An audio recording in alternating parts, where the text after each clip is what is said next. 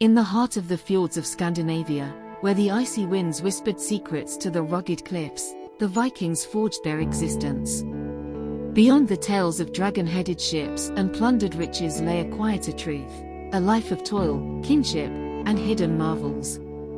Act 1: Dawn's Embrace. As the sun's first rays kissed the thatched roofs, Eirik stirred. His calloused hands, etched with the memory of countless harvests, yearned for the soil. For the Vikings, dawn was not merely a celestial event, it was the rhythm of survival. They rose with the sun, their breaths mingling with the frosty air. Eirik's breath hung like silver mist as he stepped outside. The fjord stretched before him, a mirror of grey-blue depths. The water whispered ancient songs, of sea monsters and drowned gods. But Eirik's gaze was fixed on the horizon, where the sun emerged, a molten disk that promised warmth and sustenance. The village stirred. Smoke curled from chimneys, carrying the scent of burning pine. Children darted between houses, their laughter echoing off stone walls. Eirik's daughter, Sigrid, raced toward him, her braids flying. Her eyes held the same hunger, for adventure, for stories, as the sagas carved into the longhouse beams. The longship, moored at the fjord's edge, awaited its crew. Its prow bore a snarling dragon, its tail coiled like a serpent. Eirik's heart quickened. Today, they would sail, to distant shores, where gold gleamed in foreign sands. But the sea was fickle, and the gods capricious. Eirik touched the talisman around his neck, a tooth from a great white bear, gifted by Osiris. Its magic was untested, but hope clung to it like morning dew. Beneath the dragon's gaze, Eirik's kin gathered, the blacksmith, the weaver, the rune carver. Each had their role, the warp and weft of a communal tapestry. Astrid, Eirik's wife, handed him a wooden bowl filled with oat gruel. Its warmth seeped into his hands, a promise of sustenance for the day's labor. And so, with the sun ascending, Eirik stepped onto the longship. Its timbers creaked, a chorus of anticipation. The oars dipped, and the dragon's head cut through the water. Eirik glanced back at the village, the smoke rising, the children waving. The fjord embraced them, its depths concealing forgotten runes, shipwrecks, and mermaid laments. As the longship sailed toward the horizon, Eirik whispered to the wind. He spoke of ancestors, their bones buried in the earth, their spirits riding the waves. He spoke of Freyja, goddess of fertility, whose blessings ensured bountiful harvests. And he wondered if Odin, the Allfather, watched from his throne in Asgard, weaving destinies with threads of starlight. Act 2: Earth's Bounty and Threads of Destiny.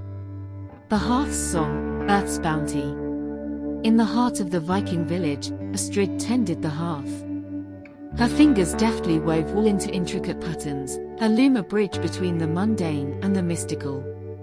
The Vikings revered the land, their fields yielding oats, barley, and wheat. But it was the humble turnip, buried deep in the earth, that held secrets. Its purple core, they believed, guarded against malevolent spirits. Astrid's mornings began with a ritual, a whispered prayer to Freyja, goddess of fertility. She touched the soil, feeling its pulse, the heartbeat of Yggdrasil, the world tree. Her loom stood near the hearth, its wooden frame worn smooth by generations of weavers. Astrid's hands moved rhythmically, threads intertwining like lovers' destinies. The wool came from their own sheep, white as snow, black as midnight. Astrid dyed it with herbs, madder for red, woad for blue, and weld for yellow. Each hue held meaning, the red for courage, the blue for wisdom, the yellow for hope. But it was the green, the elusive shade of spring leaves, that intrigued her. Legend whispered that it connected the living to the spirits of the forest. And so, Astrid wove. Her dresses bore symbols known only to the initiated, the bind runes that invoked protection, the spirals that echoed the sun's journey. But one rune remained hidden, the one etched on her wrist, whispered by Osiris at the crossroads.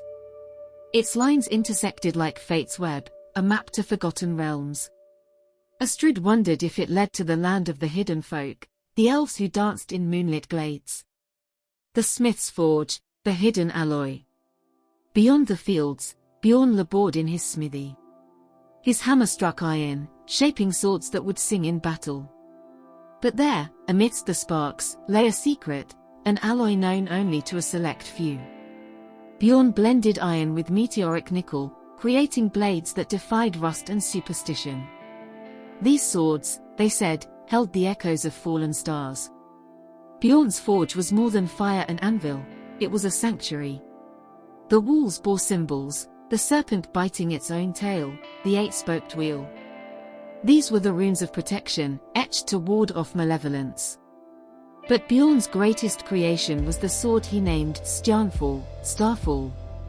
Its blade shimmered like the northern lights, and its hilt bore a fragment of a fallen meteorite. When swung, it sang, a celestial lament for warriors lost. Act 3. The Silent Guardians and the Mead Hall's Hearth. The Silent Guardians, the Great Worm Whispers. The legend whispered of the Great Worm, a constellation coiled around the North Star. Its stars, invisible to most, held ancient secrets. Bjorn wondered if the Great Worm guarded the gates to other worlds. He had glimpsed it once, during a midnight vigil. Its tail pointed toward distant lands, the same lands he would raid, seeking gold and glory. The Mead Hall's Hearth, Freya's verses. Even warriors needed respite. At the Mead Hall, where laughter flowed like honeyed mead, tales unfolded. The chieftain's daughter, Freya, recited sagas of Odin's ravens, Yggdrasil's roots, and the Norns who wove destiny. But her eyes held another story, the runes etched on her wrist, whispered by Osiris at the crossroads. Each mark a riddle, a map to forgotten realms. Freya's voice wove spells. She sang of the Valkyries, the winged maidens who chose the slain for Valhalla. Her harp strings hummed with their names, Skuld, Verdandi, Erd. But one name remained unspoken, the Valkyrie who defied fate. Her name was Astrid, and her path led beyond the mortal realm. Freya wondered if Astrid's fate was written in the stars, the same stars that adorned Bjorn's sword. And so, the Viking saga unfolded, a symphony of plows and runes, of turnips and hidden forges. Beyond the horned helmets and battle cries lay a tapestry woven with threads of wonder. For every raid recounted, 1,000 sunrises painted the fjords in gold. The Vikings, fierce and tender, carved their legacy into the very bones of Midgard. Please don't forget to like the video and subscribe to the channel for more. Until next time.